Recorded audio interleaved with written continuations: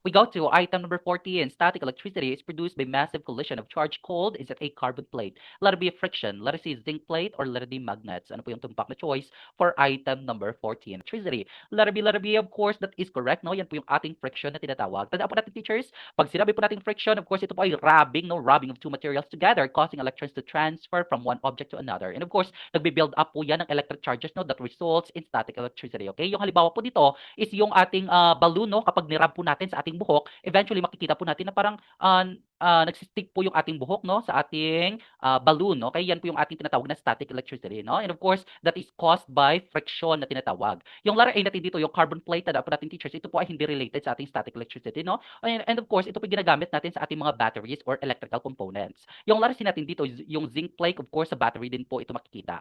Yung letter D, yung magnets, of course, ito po ay nagpo-produce ng magnetic fields. Kaya X po yung ating letter G. But then we're talking about here, static electricity is produced by massive collision of charged cold. Yan po yung ating letter B, friction po, yung ating hinahanap.